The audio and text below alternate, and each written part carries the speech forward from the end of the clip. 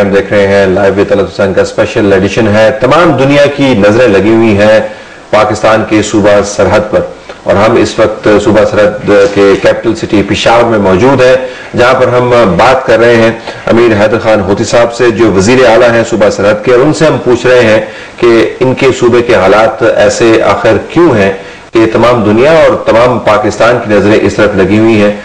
چند ایک سوال ہمارے ذہن میں ہے جن کا جواب بھی ان سے چاہیں گے, ان کا تجزیہ بھی لیں گے. بہت شکریہ آپ نے ہمیں وقت عنایت کیا. Let me go straight to the point. کل رات کو 11:30 بجے کے قریب راکٹ داغے گئے کینٹ کے علاقے میں, وارسک روڈ کے اوپر. باچا خان مرکز سے کچھ دور وہ راکٹ گرے, باچا خان مرکز پر بھی گر سکتے تھے, خوش قسمتی سے ایسے حادثے سے بچاؤ ہو گیا. یہ کون راکٹ فائر کر رہا ہے؟ یہ وہی ایلیمنٹس ہیں جو مسکرینٹس ہیں جن کے خلاف اس وقت کارروائی ہو رہی ہے.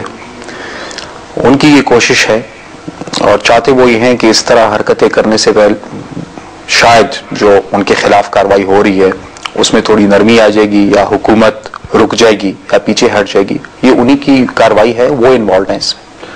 کافی اوڈیشیس ہے کہ جو پشاور کے لوگ ہیں جب وہ دیکھتے ہیں کہ پشاور کے اندر ایک جو آپ سمجھے کہ سب سے زیادہ وی آئی پی سیکیور ایریا ہونا چاہیے, وہاں پر راکٹ گر رہے ہیں. اس کا تدارک کیا ہے, یا آپ کے خیال میں یہ ڈیسپریشن ہے اور کچھ دیر کے بعد یہ چلی جائے گی, ختم ہو جائے گی؟ دیکھیں جی, بیسیکلی ایک بات کو ہمیں سمجھنا ہوگا کہ اس وقت ایک حالت جنگ میں ہیں سب, اور جب آپ حالت جنگ میں ہوتے ہیں when there is a war going on, تو ڈیفینیٹلی ایک نارمل سچویشن پھر آپ ایکسپیکٹ نہیں کر سکتے.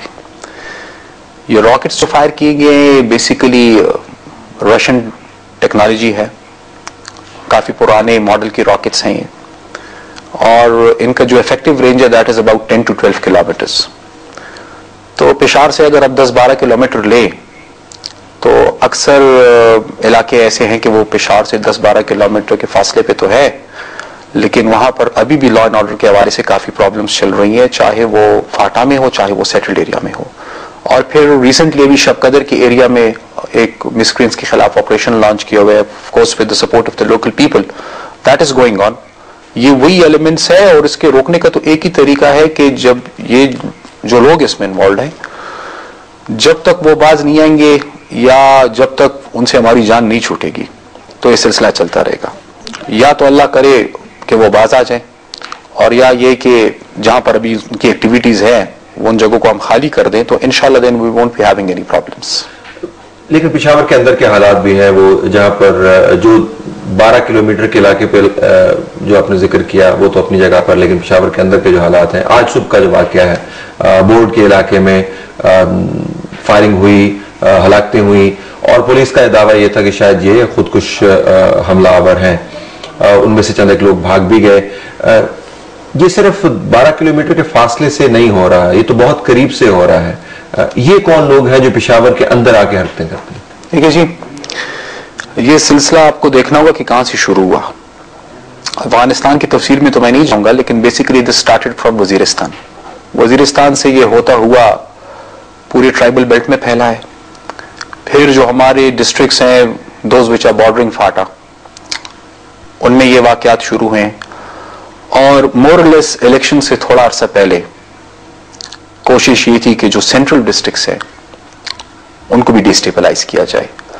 بیسیکلی یہ وہی لوگ ہیں, یہ وہی فورسز ہیں جو وزیرستان سے لے کر سوات تک اس ملک کو ڈیسٹیبلائز کرنے میں انوالوڈ ہیں, اور ان کی یہی کوشش ہے کہ کسی نہ کسی طریقے سے جو سینٹرل ڈسٹرکٹس ہیں جس میں کمپیریٹیولی ایک سٹیبلٹی ہے, ان کو بھی ڈیسٹیبلائز کرے.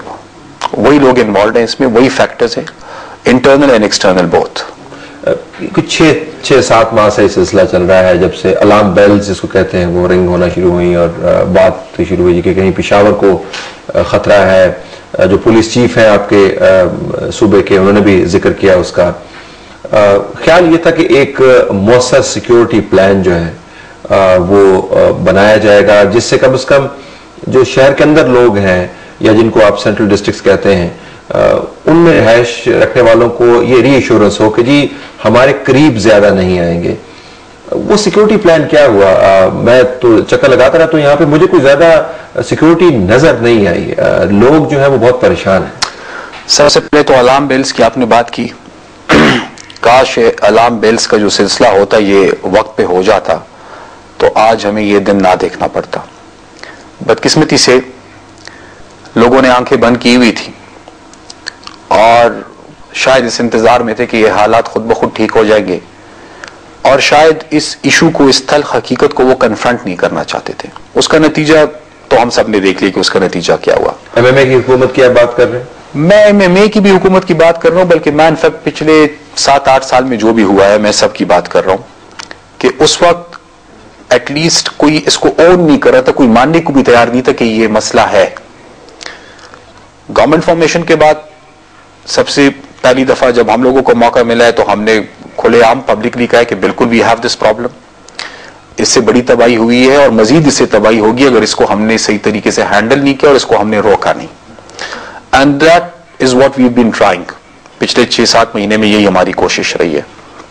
اب جہاں تک آپ نے بات کی سیکیورٹی کے پشاور کی, انیشلی ابھی میں نے اوتھ بھی نہیں لیا تھا, کچھ ایڈونچرز ہوئے تھے پشاور ریلیٹڈ, اور کوشش یہی تھی کہ خدا نہ خواستہ اس وقت میں اور آپ بیٹھ کے جب یہ انٹرویو کر رہے ہیں تو خدا نہ خواستہ پشاور میں ایک اسٹریٹ وارز جو ہیں وہ ابھی تک چل پڑے ہوں. کوشش یہی تھی کہ جس طرح ٹانک میں اور جس طرح سوات کے اندر ایک دم ایک انسرجنسی سامنے ابھر کے آئی ہے اسی طریقے سے پشاور میں بھی آ سکے. ماشاءاللہ نہ صرف یہ کہ پولیٹیکل لیڈرشپ, پشاور کے لوگ, آئی سیلوٹ دیم, انہوں نے بڑا کیا اس میں. And then are police force. Police force نے بڑے محدود وسائل کے باوجود, بڑی سخت سچویشن کے باوجود they really performed well. Security problems ہوں گی, میں ان کو ڈینائی نہیں کرتا, ابھی بھی ایکٹیویٹیز کہیں نہ کہیں جگہ پہ ہو رہی ہوں گی, لیکن جتنی لوگوں کی خواہش تھی کہ ہو, جتنی مسکرینٹس کی اپنی پلاننگ تھی, جو وہ چاہ رہے تھے, ماشاءاللہ ٹچ ووڈ وہ نہیں ہوا پایا. ان کو ہم نے کافی حد تک روکا ہے.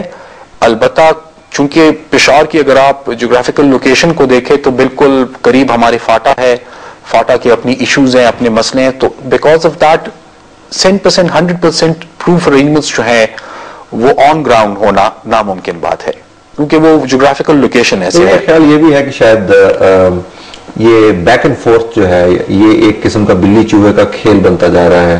اٹیک کرتے ہیں, اس کے بعد ایک رد عمل آتا ہے, پھر وہ جا کے اپنے ایریا میں بیٹھ جاتے ہیں. آپریشن لانچ ہوا, بڑی اس کی میڈیا پبلسٹی ہوئی منگل باغ کی فورسز کے خلاف. اس کے بعد کیا ہوا, وہ تھریٹ ریلوکیٹ ہوئی اور کسی اور جگہ پر جا کے بیٹھ کے جو سبسٹینشیل پروگرس ہے وہ ہمیں کہیں نظر نہیں آتی.